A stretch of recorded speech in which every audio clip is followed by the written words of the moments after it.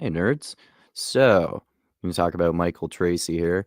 He's a really good journalist, I'd say, and he's basically documented a lot of the history of the bloodthirsty warmongering of Trump's first and particularly his second administration, and how he clearly, in detail, telegraphed out how much he wanted to bomb Iran when he was running in 2024, in spite of all his bullshit anti-war rhetoric that was propagandized and spread by people like RFK Jr. and Tulsi and Tucker and Bannon and like all of the fucking mega sycophant podcasters like Dave Smith and Joe Rogan. At least Dave Smith is against the war now, so that's good. But he knew all this shit ahead of time anyway. So anyway, Michael Tracey's going to get into his description of how anti-war Trump has, how pro-war, I should say, Trump has always been, and how these idiots for fucking voting for him because they thought he was anti-war are fucking idiots.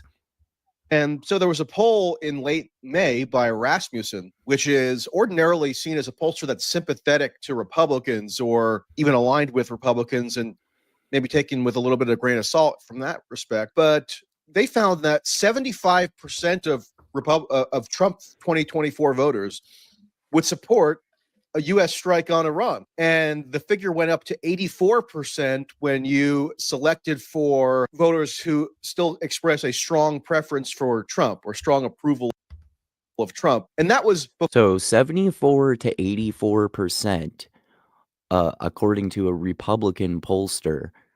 74 to 80% of MAGA voters in 2024 totally fucking support Trump bombing Iran and doing a fucking regime change. So this idea that even MAGA voters are anti-war is mostly bullshit. It's just a portrayal of the way in these like pro-MAGA sycophant podcasters like Dave Smith, Joe Rogan, etc., all of them. And it's not like the majority of MAGA, as is always the case with Republicans, are very pro-war. So they're just playing as being anti-war. And even the ones who are saying anti-war shit are ending up cucking to Trump and saying, yes, daddy, I'll spread your war propaganda. Before, let's remember, Trump started publicly whipping up a kind of war frenzy. So given that the overriding dynamic in the Republican Party is obviously loyalty to Trump or fealty to Trump, I think you would expect that dynamic to intensify further. That is the number one platform of Trump's current regime. Loyalty to Trump. That's his number one priority in anyone who works for him. Loyalty. If you question him, then you're an idiot, and he's going to disown you probably. And even among people who, like Charlie Kirk, for example, he's somebody who's seen as a prominent influencer or a representative of the base or whatever. If you look carefully at what he's saying, yes, he does sound these notes of caution or skepticism about the prospect of, quote, regime change, wars, or what have you. But he's also simultaneously demanding that his audience trust Trump. Yeah, uncritically place trust in Trump. So the government is literally mobilizing for war as we speak. Trump is rushing military assets to the Middle East. He already generated this whole situation to begin with, which we should get into, by contriving these supposed negotiations that ultimately served as the pretext for the initiation of the bombing campaign last week. And Charlie Kirk, he lied about all this bullshit of negotiations between the U.S. and Israel and Iran, and he just lied about that shit and used it as a ruse while he was getting all the military forces in place to fucking bomb Iran. And then people like Marjorie Taylor Greene and Tucker and plenty of other, and Bannon were saying anti-war shit, and then they all fell in line and said, yes, daddy, this war and regime change are really good. It's totally going to be totally different from Iraq. It's not going to be worse at all.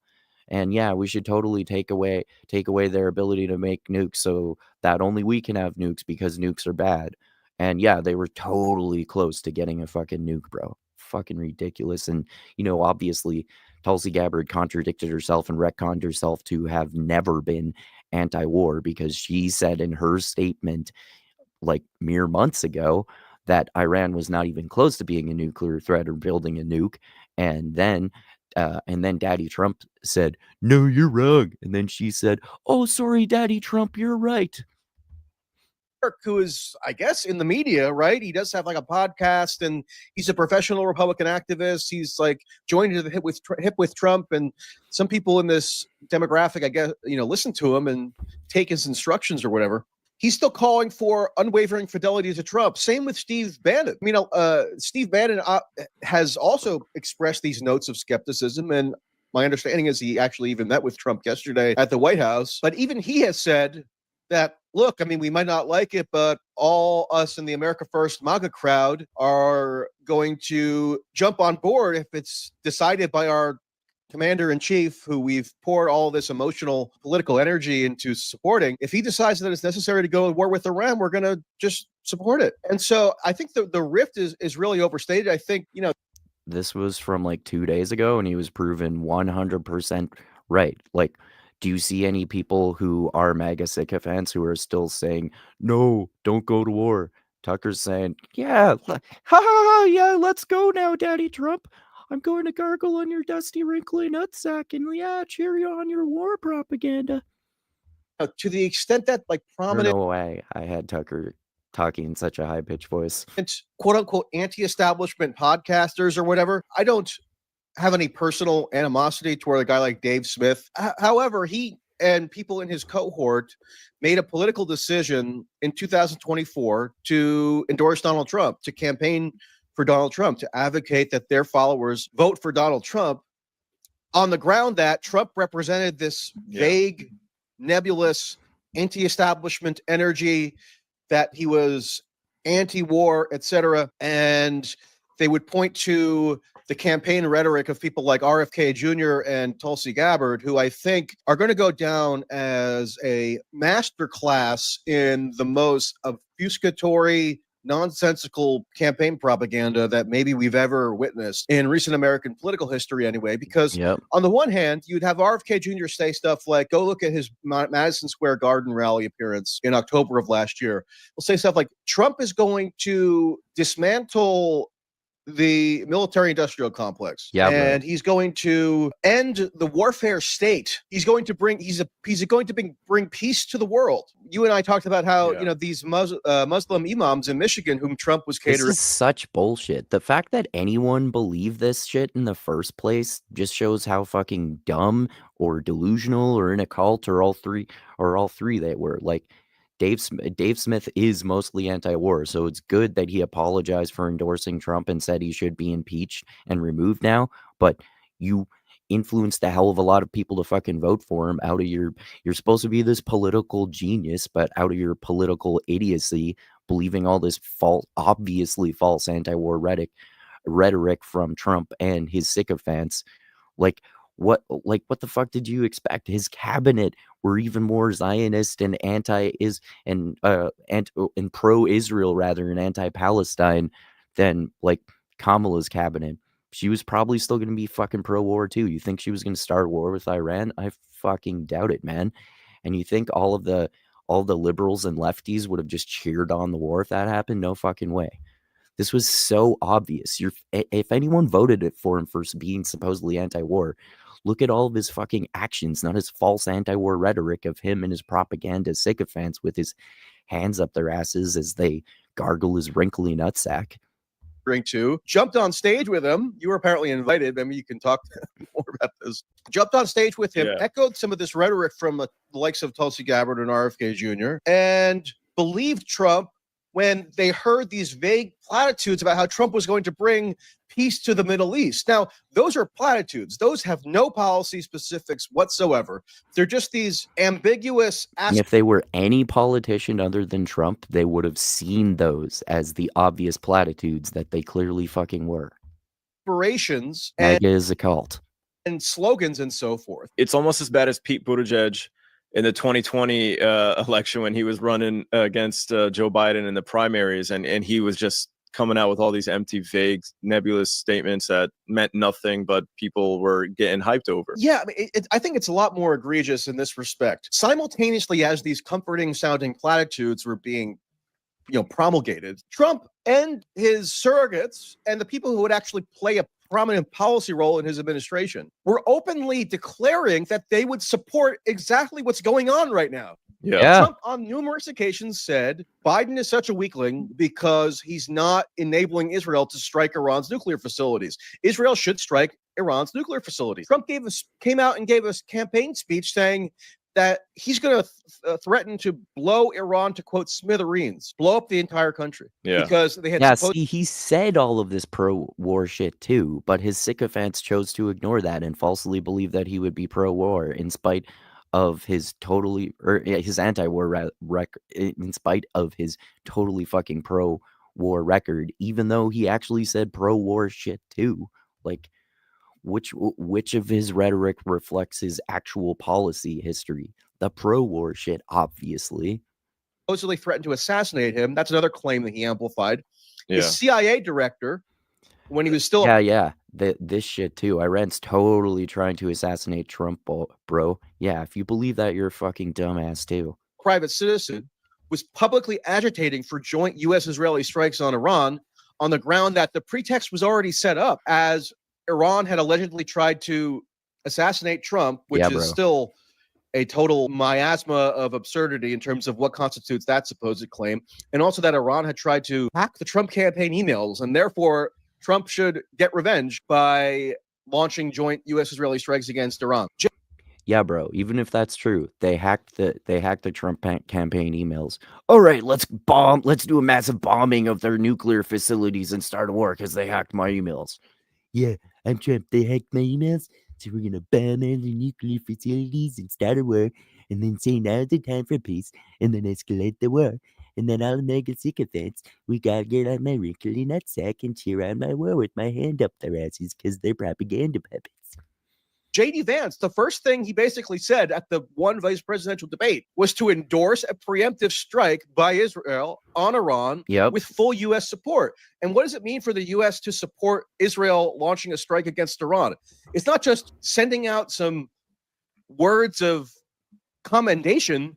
Obviously, if you know anything about the U.S.-Israeli relationship, you know that Israel is an appendage of the United States militarily in terms of intelligence sharing, in terms of every logistical step. To get how Trump is a cuck to Israel, and his sycophantic fans and most of MAGA are cucks to him.